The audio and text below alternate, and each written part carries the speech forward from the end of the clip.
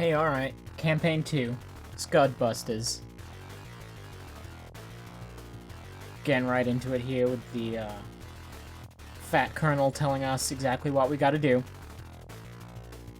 Hey, listen, I'm not an entertainer. I don't do this.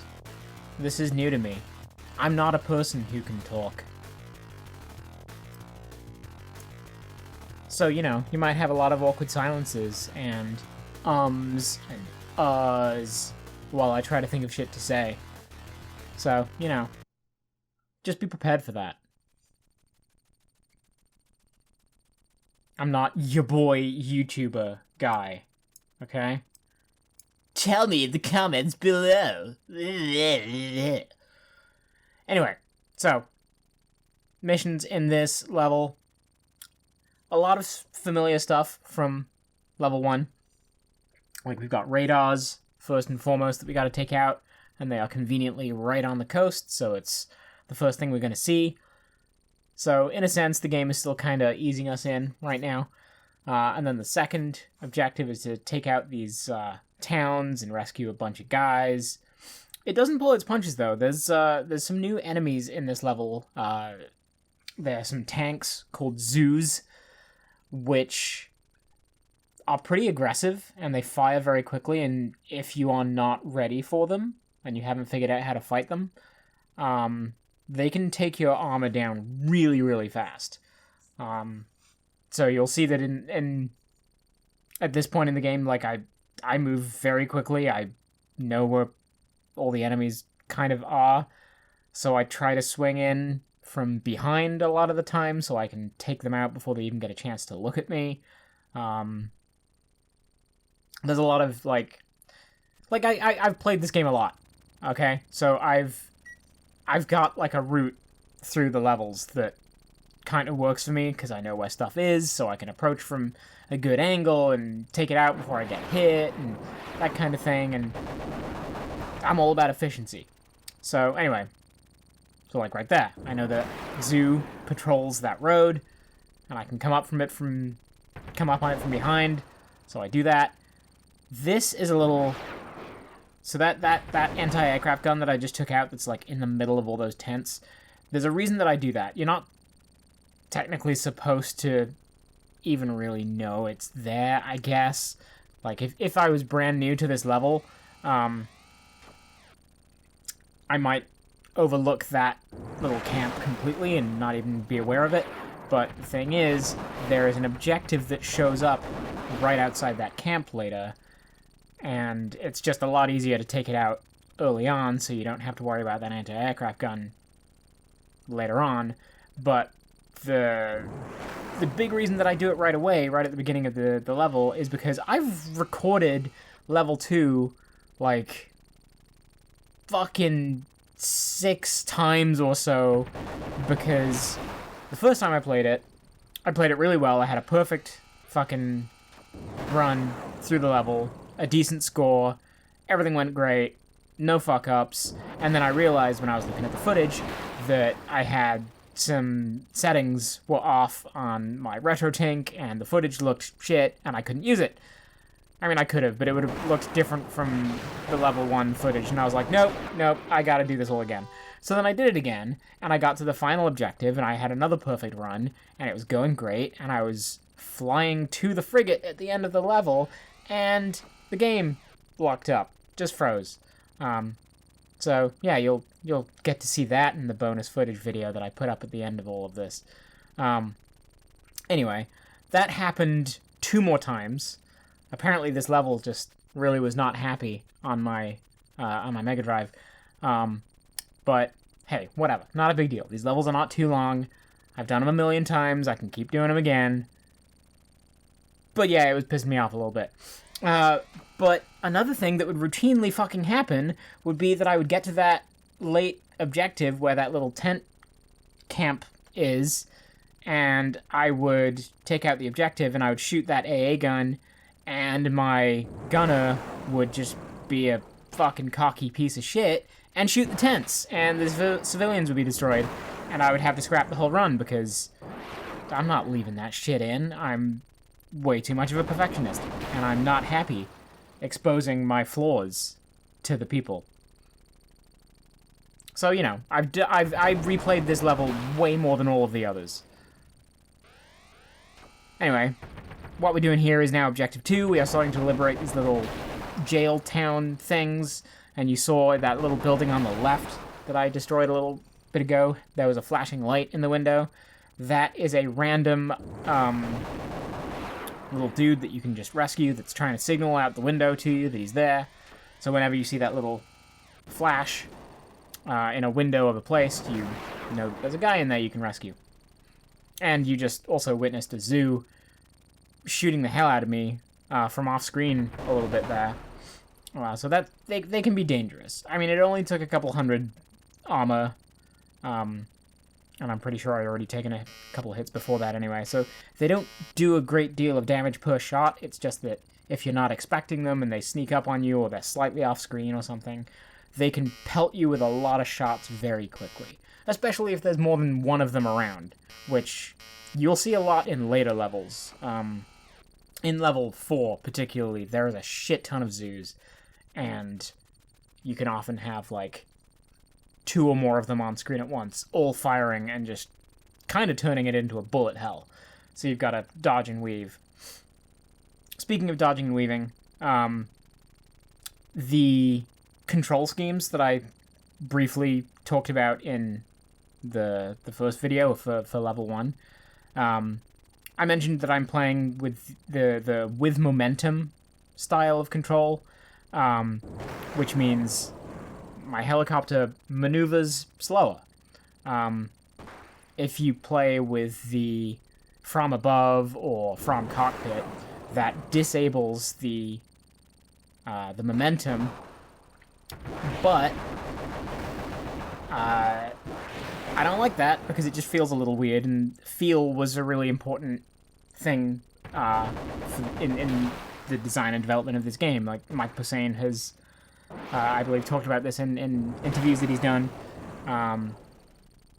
He really wanted it to feel like you were piloting an actual helicopter with weird kind of physics going on, right? Like, because it would. Like, these are vehicles that hover in the air. Like, that's kind of an unnatural sort of sensation, right? Like, a car moves in ways that are pretty much very expected and, you know, obeys familiar laws of physics, but hovering in the air and being able to sort of shift left or right or rotate 360 degrees real fast while flying around, like, it's not something that's a natural sensation, right? So he really wanted to capture the feeling of actually piloting a helicopter. So I think the momentum controls are great, and they do that really well, and they feel really satisfying. But what it does mean is that when you are holding the jink button to sort of hover in place but strafe left and right, which ordinarily you can't do, it's actually really slow if you're using momentum controls and you're trying to do the strafing. So you don't see me do a lot of it. If you are playing without momentum controls, the absolute best strategy is to hold the jink button and float left and right real fast, just pelting enemies with all of your weapons real fast and real easy while dodging shots, because you can just do that. You can just move left and right real quick. So you won't see me doing a lot of that because I'm playing with momentum, because I think it just feels better, and it was absolutely the intended way to play, and I like that. I have preferences for that. Anyway, so you saw a lot of shit go on just in the last couple minutes. Like, I bonked into a building at one point. If you collide with stuff, you just bounce off of it and you lose control for a second, which can be absolutely devastating if that happens at a critical moment. You could be stuck hovering in the air, like just bouncing off a building or something, just getting shot over and over again. It's a very easy way to die, especially if you're panicking, like you're trying to get an objective and a lot is happening all at once. Maybe you're trying to avoid a shot and you touch a building or something like that, and suddenly you've lost complete control and you're bouncing all over the place, just taking shot after shot, and before you know it, you've lost like 400 armor. You'll see a lot of that in later levels, because level 3 has a really dickish moment that it's really difficult not to just bonk something and lose complete control, because it's like time-sensitive stuff happening. And level 4 has a lot of it too. The first couple levels, not really so much. I just bounced off the building just because I was an idiot. You also saw me, I think, pick up a dude off the roof of a building. He was shining his little light at us to let us know he was there. That is totally something that it's not necessarily obvious right away that there is a guy on top of the building. Like, you see the little flash and your instinct might be, oh, I've seen that flash before. Like, that means someone's in this building. I should shoot this building and save the guy. But the guy's actually on top of the building, and then if you shoot it, you kill him. And you also saw how fast those zoos can shoot if you let them.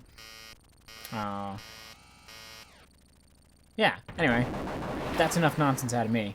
Let's get back to actually talking.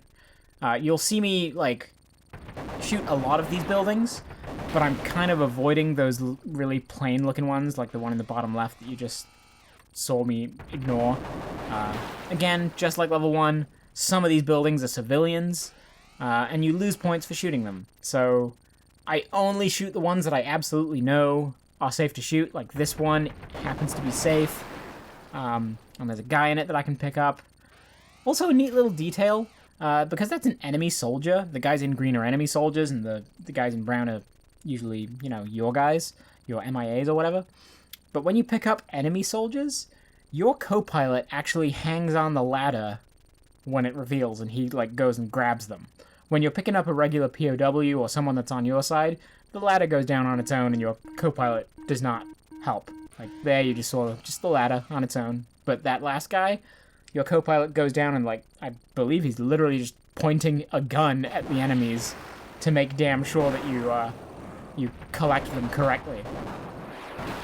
That guy that you saw appear briefly outside that building just before I destroyed it, I think you have to kill him very quickly because he disappears back inside the building, and I think if you miss him, you actually can lose points for, like, an enemy escaping. I don't know if that's true, but I definitely had some runs where I did not shoot that guy, he disappeared, and then at the end of the level I had, you know, minus 500 points for an enemy escaping. So maybe that was it. Maybe I'm imagining it. But I've definitely had that happen. I'm fairly certain those things are connected. But anyway, I might just be making that up. Maybe it's just glitchy. Here's a little MIA that actually does not show up on the map. He's just there, hanging out. These buildings that I'm destroying, they are part of a later objective. Gotta make sure I kill that flag, because, as we learned in level 1, gotta get those 500 points. I'm not gonna let any flag live. I'm drifting into a danger zone here. I'm just destroying buildings ahead of time so I don't have to destroy them later. I'm in the area, so I'm considering it saving fuel to just do this now while I'm here. More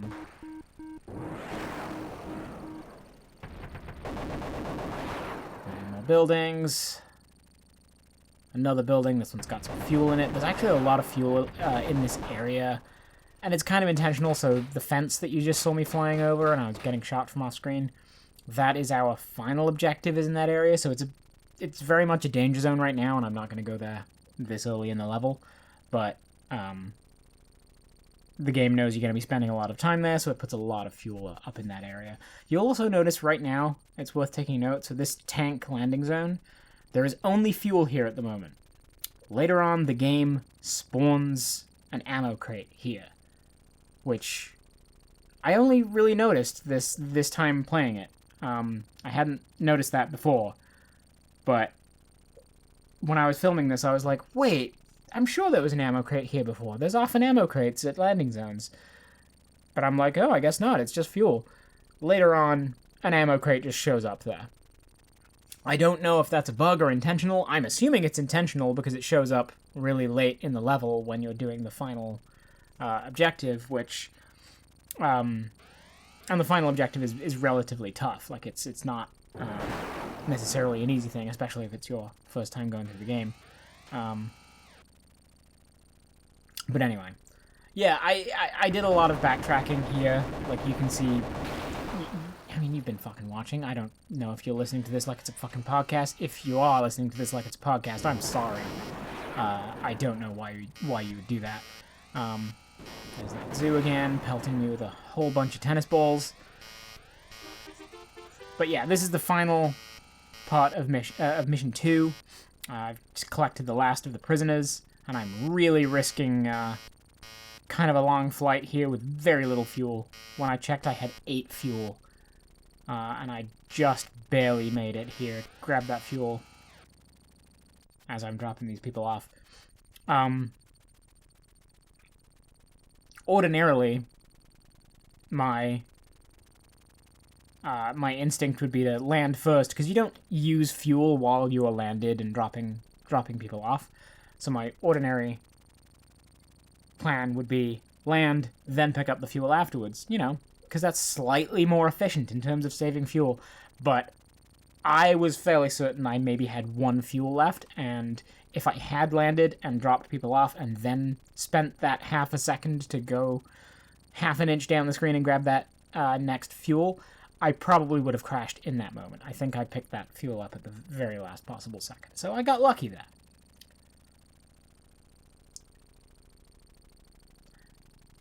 Here is... I might as well mention, this is a section of the game where I'm actually just flying in a straight line for a really long time, so it's kind of worth talking about the way the camera works in this game. And you'll maybe see it a little more on my way back. But when I was flying up to this objective, I was just locked in a straight line, one direction. I was just holding forward on the D-pad and just going. Mike Posehn actually developed a really cool elliptical camera system in this game. So rather than the camera being locked to the helicopter at all times, you'll see that, like, you can move around the screen. Like, now I'm on the top of the screen, I'm in the top left, and I'm flying to the right, and you can see that how the camera, like, it gets ahead of me a little bit, and then it bounces back to the right again once I get too far over the screen. And the guy that I just picked up here, that's the missing co-pilot that was MIA. He's Jake, and he's essentially the best co-pilot you can get. So I will be using him for levels 3 and 4. This is the only place you can get him. Weirdly, though, if you just play the game and don't pick him up, but then you use a password to start at level 3, you can just choose him. I don't think you actually have to rescue him to unlock him for levels 3 and 4. It just kind of assumes that you got him. That, I might just be making that shit up. I don't know. Anyway, yeah, back to the camera. So you can see right now I'm just locked to the top right of the screen. The camera is keeping perfect pace with me as long as I'm here and going this way. But when you're going certain other directions, the camera kind of goes a little faster than you and it sort of overtakes you, and then it bounces back, and it can look a little awkward. It seems that going down, the camera's fine and can maintain speed, and going left, the camera's fine and can maintain speed. But if you are going to the right, or if you're going up, the camera can bounce around, and it doesn't necessarily keep perfect speed with you. But yeah, it's an elliptical camera system, and it's part of the movement that was very important in the design and development of this game. And again, it's great. I love it. I much prefer that. I think it makes it feel a lot more exciting and dynamic than if your helicopter was just always perfectly centered on the screen or something like that. It also allows you to strategize, and you know, you can come at something from a different angle. There I go bonking off that rock. But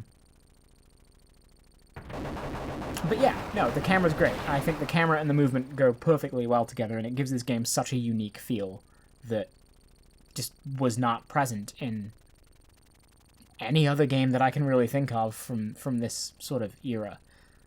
So it's great, and I like it. Anyway, so I'm looking through the menu right now and checking all the objectives, because you might be thinking, well, where the fuck is this next objective? Because if we looked at Objective 5, which is the Scud launchers, we don't know where they are. They're still just question marks. They don't show up on the map. But if we go to Scud Commanders, which is not actually an objective, it's just like a bonus thing, you can see these markers, and it leads to these little buildings, the ones that I was destroying earlier, or at least a few of them. But yeah, you take out these buildings and capture the Scud Commanders that are inside. Now, when I took them out earlier, the Scud Commanders hadn't spawned yet, so I just destroyed empty buildings. So you'll see a few of them when I go back. Now there's just going to be a little guy running around in a blown-out building. So here we can see this guy just gave us the location, and that red dot on the right, there's our Mission 5 finally starting to appear on the map.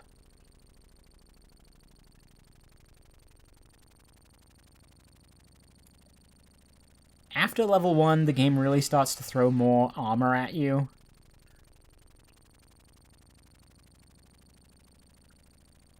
Because it knows that it's getting harder, and you're going to need more health. Yep, there we go. So that zoo also spawned. You can see, actually, on the map, because I had already destroyed that building, there's like a little bug where, after destroying that building, a dot for the zoo appears on the map, but the zoo isn't actually there until you activate this objective by destroying the previous 4 objectives. So yeah, that's a little weird. That zoo dot can just appear there, and then you go there and there's nothing until you actually activate the Scud Commanders. So that's the first Scud launcher that we've come across. You'll notice that I just went absolutely ham and fired all of my weapons at it at once. That is because they are very time sensitive and they can be very finicky. So I always repeatedly check the map to make sure I'm approaching from the right angle, because these Scud launchers, if you leave them alone for even a fucking second, that rocket will launch. And if it launches and you don't destroy it, then that's, I think it's like minus 30,000 points. And obviously I don't want that. I want a nice clean record here. So yeah, and even here at the top, you can see I've got 3 Scud Commanders left to get, but there is a Scud launcher right there next to one. I actually go to the Scud launcher and destroy it first before taking out the commander, because I've had instances where I go take out the commander and the launcher is just close enough that even though it's off screen, the game's like, yeah, you can see it, so it's activating its launch sequence and it's just firing the missile, and even though I haven't even seen that the Scud launcher is there.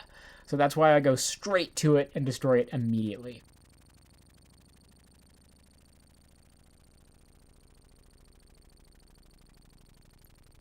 A little quirk that I've noticed about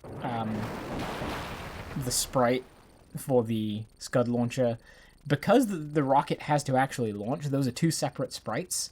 So you've got the Scud launcher and the rocket itself, and they are both individual targetable things. So there are times when you can destroy the launcher, but the rocket has already gone, or you can destroy the launcher right as the rocket is in the process of firing, and that looks a little funky. And I believe it's also possible, but very unlikely and very rare, to destroy the rocket and not even destroy the launcher itself. Which, I mean, technically mission accomplished, right? Like, you destroyed the thing that's actually a concern. But yeah, that can happen. Anyway, swinging back to the power plant here just to collect this and the armor. And destroy this while I'm here, why not? As I learned from subsequent missions, yeah, destroying these pylons does give you points. I think it's like 2,800 points. So if I had done that in Mission 1, I could have had a fairly... I think I could have got like 10,000 more points in Mission 1 if I destroyed all the pylons. Anyway, you saw 2 separate explosions there, one for the launcher and one for the rocket. We got 2 more commanders left to get, meaning 2 more Scud launchers as well. You'll notice that I kind of had a fairly efficient route with this. Like, I swung around from the south, and then I went up the east coast. It's kind of rude how that anti-aircraft gun just spawns. There's a lot of weird little bugs in this game if you do things out of order. I mean, you saw that I destroyed a lot of these buildings ahead of time. That can definitely cause weirdness.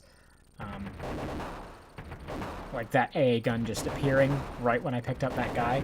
I believe ordinarily it would appear when I show up and, like, destroy the building. But because the building was already destroyed, it instead shows up when you collect the commander.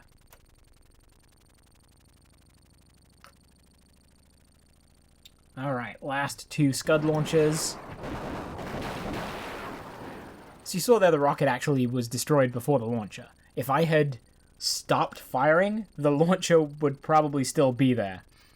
Anyway, you only need to destroy 5 out of 6 for the mission to be completed, but of course, I am going to destroy all 6. Because who the fuck do you think I am? I'm getting this shit right. No half measures. Alright, we were fully loaded with all 6 Scud commanders there, so I just dropped them all off. We've still got plenty of ammo, full armor, good fuel. We've got 1 Scud launcher left. This is that one that I was talking about at the very beginning of the level when I took out that AA gun that was amongst all those tents. So this Scud launcher is right next to those tents. And I had runs of this level where I would get to this point, and I've done everything flawlessly, and I go take out the Scud launcher, and then I shoot the AA gun, and it's like, civilians destroyed, your gunner was an asshole, and I have to restart the whole thing because I'm not letting that happen. Anyway, that's the reason that I was swinging by that tent right at the beginning of the mission, because there were plenty of times when I would just do that, and it would take out the civilians. And I'm like, you know what? At least I only spent 30 seconds going straight to it. Now I can restart and start it all over again without playing the entire goddamn mission and wasting it. So that's why I did it at the beginning. Anyway, I come from the southeast on this guy because... Oh, almost got that rocket off. That would have been bad. But yeah, I come from way in the southeast of this one because I don't want to accidentally hit those tents and, you know, give myself a bunch of minus points. Anyway, we are almost done. We've got 1 objective left. And let's just wrap this up. So, the POW camp. I remember as a kid, I would, like... I never played this game, like, super seriously. I was too young to have the necessary patience and dexterity and planning to correctly do all of this stuff. So I would just, you know, input passwords, go to the different levels, and fuck around. I would always try to just directly come to this POW camp and do it right away, which of course is fucking dumb, because it's going to be a danger zone really if you come here early on. And you've got these 4 watchtowers and that little guy in the middle all shooting you, and they've all got buffed health, so you can't just take them out. So, yeah, I was not a smart child. Anyway, we got these 4 little prison buildings here, and a cutscene. I question the utility of just firing a rocket into a little wooden hut to save prisoners. I actually also had several runs of this where I would get to this point, the final mission, and I would fire a Hellfire missile just to quickly take out one of those buildings, because 1 Hellfire missile is enough to destroy the building and, you know, release the prisoners. And then that cutscene would begin. And I don't know if it's because of the cutscene or if it's actually just a quirk of the lingering hitbox of the Hellfire missiles in general, but the missile and the lingering explosion would be enough to kill the first prisoner that escaped. So I learned the hard way that you have to be very cautious taking out these buildings, or you will... Oh, there's that ammo crate that spawned, by the way. So I'm not crazy. It appeared.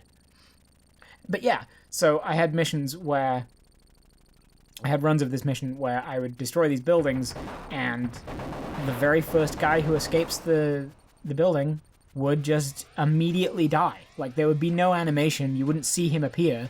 I would collect the people and be like, wait, why have I only got 3 guys? And then I beat the mission, and it's like, hostage killed. Like, because I just did not notice that I had blown up a hostage because of the lingering hitbox from the explosion. So that sucks. That can absolutely happen, and it blows. I was very cautious not to do it this time.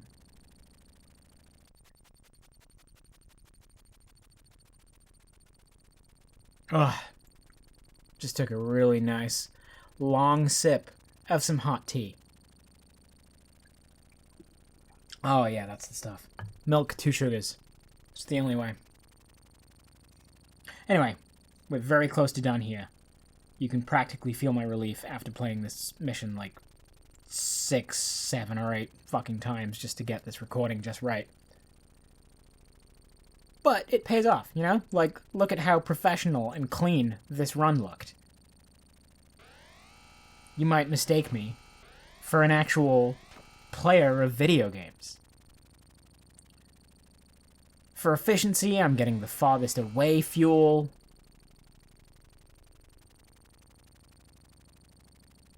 Save the close one for later, just in case of emergencies. That's incredibly unlikely to be needed, because this is the final building. Just gotta pick up the last few guys, and then we're done. Again, Mission 6 is completed a little early. I don't have to pick up all of them. I can technically sacrifice 2 and still be fine, but that's not how we roll. And I'm just gonna drop these guys off and head back to the frigate. And I'll pick everything up on the way, because why not? Oh, tea fucking rocks. It's Twining's English breakfast, by the way.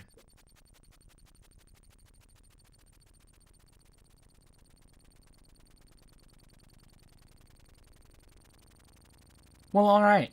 All that's left now is to fly back to the frigate. And then we can wrap up Mission 2. Here we go, checking the last of the things on the map are all done. No more objectives showing up. We are all clear. No more MIAs, no more zoos.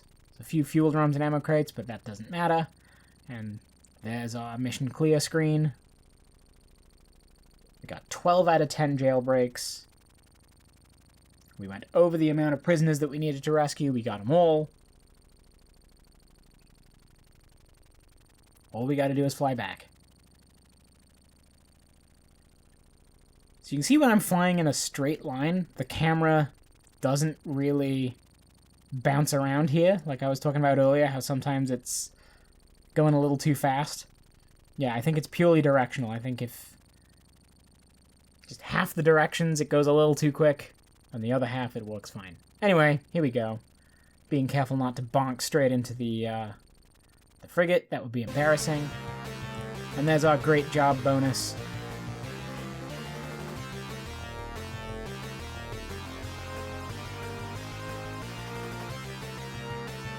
And that is, I believe, the highest score that I've gotten on this level too, so nice.